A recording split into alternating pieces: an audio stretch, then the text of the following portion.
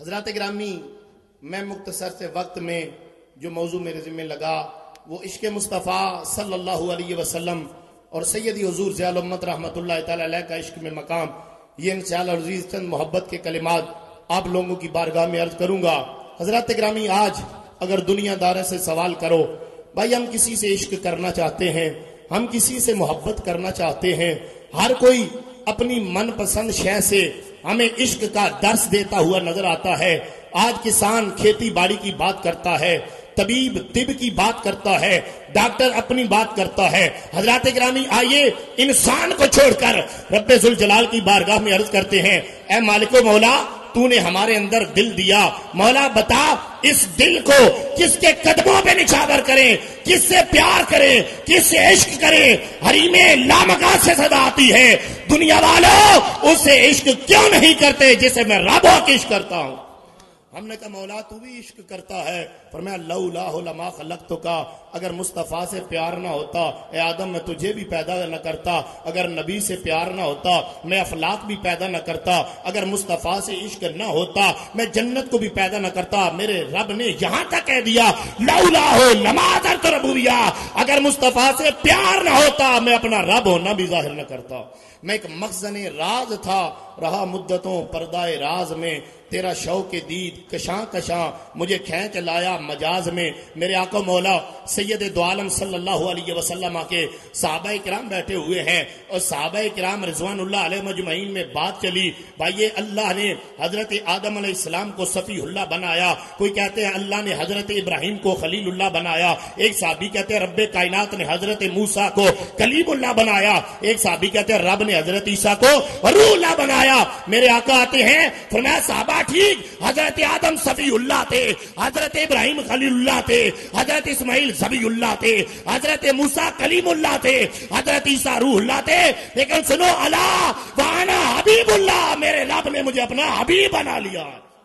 نعرہ تکبیر، اللہ اکبر، نعرہ رسالت، نعرہ رسالت، شان مصطفیٰ۔ اب ایک خلیل ہے، اللہ نے حضرت ابراہیم علیہ السلام کو اپنی دوستی عطا فرمائی، خلت عطا فرمائی۔ خلیل کسے کہتے ہیں، حبیب کسے کہتے ہیں؟ حضرات گرامی ذرا توجہ فرمانا، مولا علی قاری رحمت اللہ تعالی علیہ مرکات شرح مشکات میں لکھتے ہیں کہ الخلیل یکون فعلہ برضا اللہ والحبیب یکون فعل اللہ برضاہ۔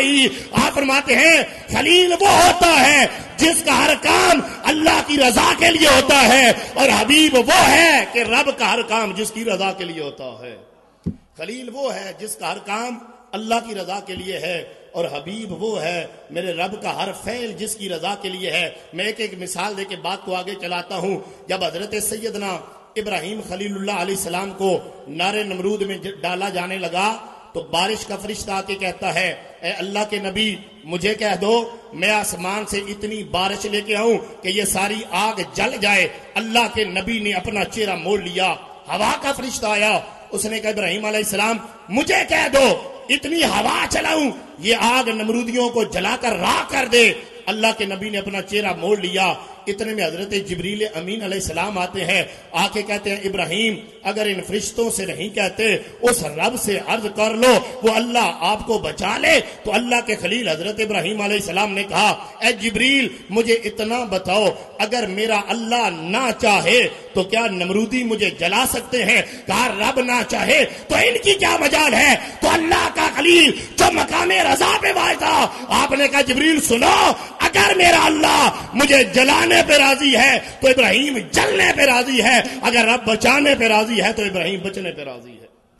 تو یہ ہے مقام خلیل کہ جو ہر کام میں اپنے اللہ کی رضا چاہتا ہے، اور حبیب وہ ہے کہ میرا رب ہر کام میں جس کی رضا چاہتا ہے۔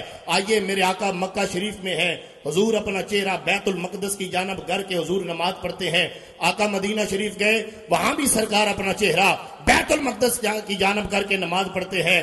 یہودیوں نے کہا نبی قبلہ نیا لایا ہے، قبلہ ہمارے والا رکھا ہوا ہے، قبلہ بھی اپنا بنا لے۔ اب قرآن کہتا ہے میرے مصطفیٰ کریم صلی اللہ علیہ وسلم کے کانوں میں جب یہودیوں کی بات پڑی تو میرے آقا کا چہرہ اوپر اٹھتا ہے۔ میرا رب کہتا ہے قد نرا تقلب وجهك فی السماء، آمینہ کے لال تو اپنا چہرہ اوپر اٹھاتا ہے، ہم تجھے دیکھتے ہیں۔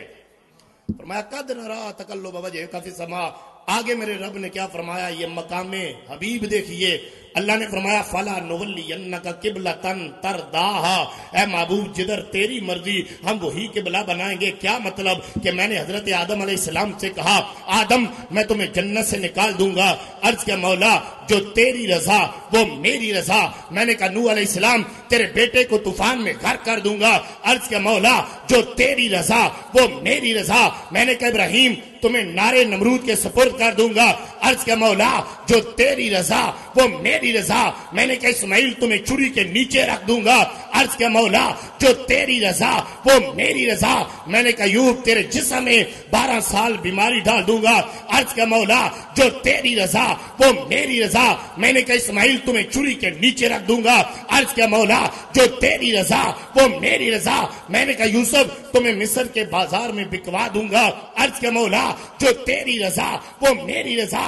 کہا موسیٰ تمہیں دریا کے سپرد کر دوں گا، عرض کیا مولا جو تیری رضا وہ میری رضا۔ کہا میں نے عیسیٰ تمہیں زندہ آسمانوں پہ اٹھا لوں گا، عرض کیا مولا جو تیری رضا وہ میری رضا۔